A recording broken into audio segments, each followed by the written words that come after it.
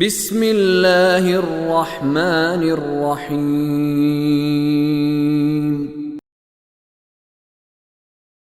أولم يروا أن الله الذي خلق السماوات والأرض ولم يعي بخلقهن بقادر على أن يحيي الموتى بلى إنه على كل شيء قدير ويوم يعرض الذين كفروا على النار أليس هذا بالحق قالوا بلى وربنا قال فذوقوا العذاب بما كنتم تكفرون فاصبر كما صبر أولو العزم من الرسل ولا تستعجل لهم كأنهم يوم يرون ما يوعدون لم يلبثوا إلا ساعة من نهار بلاغ فهل يهلك إلا القوم الفاسقون۔ پھر فرمایا کتنی بری مثال ہے اس قوم کی جس نے اللہ کی آیات کو جھٹلا دیا واللہ لا يهدي القوم الظالمین۔ اب ہر سورہ جمعہ میں سنتے ہیں اللہ ظالموں کی ہدایت نہیں کرتا۔ یہ کون ہے؟ اس ظلم سے کیا مراد ہے؟ اس ظلم سے مراد لوگوں کے حقوق کھانا نہیں ہے، اس ظلم سے مراد یہ کہ تمہیں اتنی قیمتی کتاب دی تھی تم پڑھتے ہی نہیں۔ یہ ظلم یہ ہے، اس ظالم قوم کی اللہ ہدایت نہیں کرتا۔ اللہ ہدایت کیا کرے؟ اللہ نے کہا یہ ہدایت ہے، کہتا میں نے تو نہیں لینی اس سے ہدایت، پھر میں کہاں سے ہدایت کروں؟ ایسی ظالم قوم کی میں کہاں سے ہدایت کروں؟ میں گزارش کروں، ہر روز نئے نئے ڈرامے سننے کو ملتے ہیں۔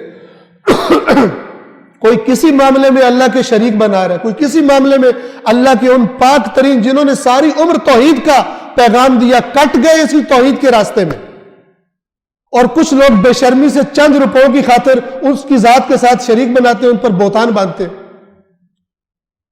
وہی کام کہ جو حضرت عیسیٰ کے بارے میں شیطان نے ان کی قوم سے کروایا، حضرت عیسیٰ کے نام کو یوز کیا اور کام وہ کروایا جس سے روکنے آئے تھے حضرت عیسیٰ۔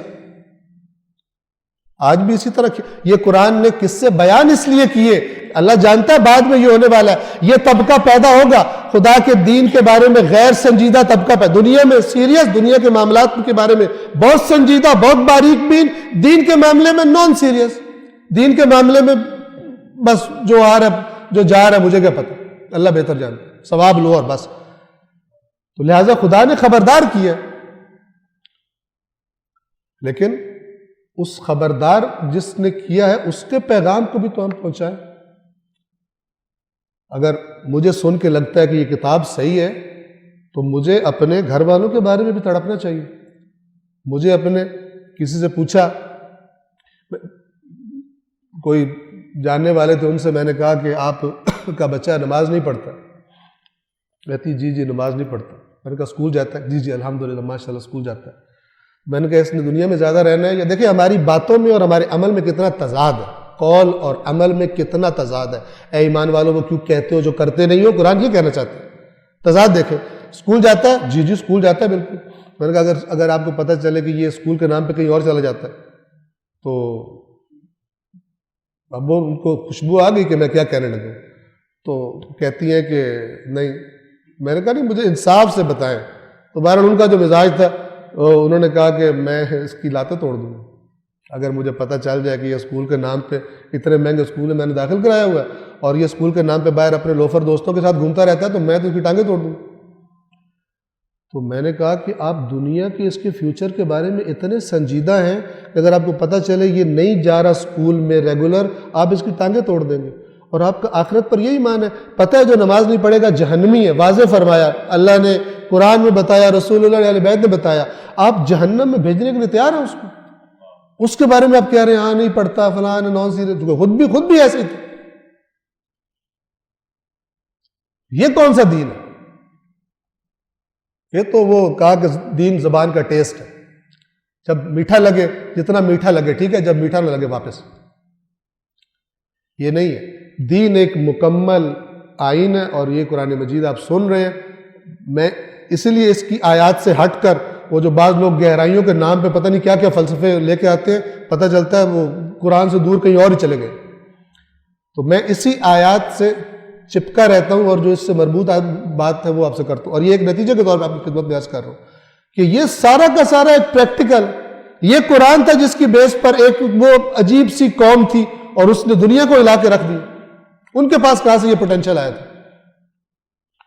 اسی قرآن مجید پر ان نقائص کے باوجود پھر بھی انہوں نے کس حد تک ترقی کر لی. اس قدر پاورفل ہے. اور آج ہماری حالت دیکھ لیں مسلمانوں کی.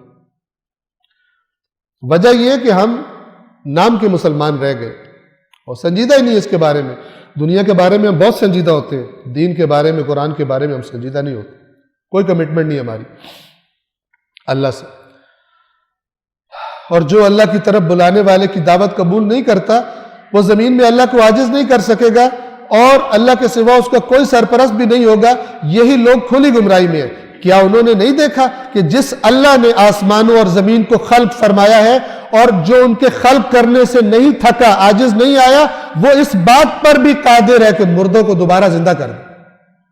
جو سب کچھ کر کے نہیں تھکا وہ یہ بھی کر سکتا ہے. لہذا اس کا انکار نہ کرو. ہاں وہ یقیناً ہر چیز پر قادر ہے. اور جس دن ان لوگوں کو جنہوں نے کفر کیا ہے، جس دن وہ آگ کے سامنے لائے جائیں گے تو ان سے پوچھا جائے گا کیا یہ برحق نہیں ہے؟ یعنی آگ دکھا کر، جس کا آج اللہ کے نبی بتا رہے ہیں، اس پر پیش کیا جائے گا اور پوچھا جائے گا اب بتاؤ یہ باتیں سچی تھی یا نہیں تھی، یہ حق برحق ہے یا نہیں ہے. وہ کہیں گے ہاں ہمارے رب کی قسم، نیک ہو جائیں گے، بڑے نیک ہو جائیں گے. اس وقت کہیں گے بالکل بالکل اللہ کی قسم، رب کی قسم، یہ تو حق ہے. جواب کیا ملے گا؟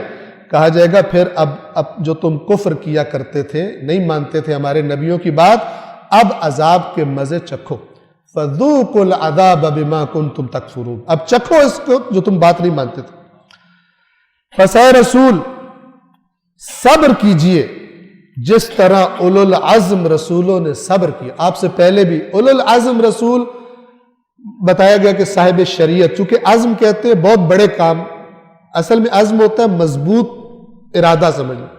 اور مضبوط ارادہ چونکہ بہت بڑے کام کے لیے کہا جاتا ہے، اس لیے بعض اوقات بڑے کام کو بھی عزم کہہ دیا جاتا ہے.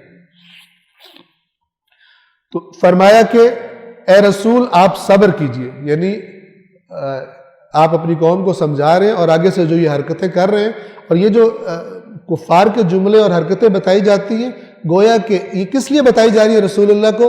کہ آپ کی قوم جو کر رہی ہے یہ پہلے بھی ان سے زیادہ طاقتور لوگ کر چکے.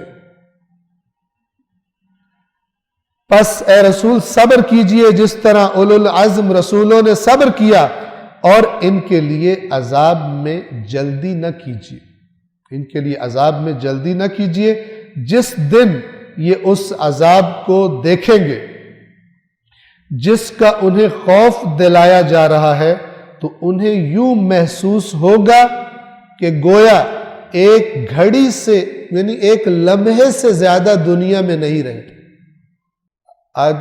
آج بھی مثلا بعض جو تھوڑے بزرگ عمر کے ہوتے ہیں، بڑی عمر کے بیٹھے ہوتے ہیں نا، آپس میں کہتے ہیں یار پتہ ہی نہیں چلا، ابھی کل کی بات ہے، میری داڑھی تازی نکل رہی تھی، مجھ سے نکل رہی تھی، تمہیں یاد ہے نا کلاس 2 میں فلان واقعہ پیش آیا تھا، گریڈ 3 میں یوں ہوا تھا، یار پتہ ہی نہیں چلا، پلک چھپکنے میں گزر گیا. تو ابھی بھی تو یہ تو پلک چھپکنا تو شکر ابھی دنیا میں بیٹھے ہوئے، قیامت کے دن جو کہہ رہے ہوں گے کہ ہمیں تو پتہ ہی نہیں چلا گزر گئی. اور جنہوں نے سارا ہم و غم اس پہ لگا دیا اور واپس آنے کا راستہ بھی، قرآن مجید اصلاً کوئی گنجائش ہی نہیں دیتا، کسی کے بارے میں یہ نہیں کہتا کہ اس کو موت کے بعد اپنے امور کی اصلاح کرنے کی اجازت دی جائے گی. کسی کو اجازت نہیں دی جائے گی. جو ہے اسی دنیا میں انسان نے کرنا. جس دن عذاب کو دیکھیں گے جس سے انہیں ڈرایا جا رہا ہے، اس دن انہیں یوں لگے گا گویا دنیا میں ایک گھڑی بھر سے زیادہ نہیں رہے. یہ ایک پیغام ہے. پس وہی لوگ ہلاکت میں جائیں گے جو فاسق حدود خدا سے تجاوز کرنے والے. صدق اللہ العلی العظیم.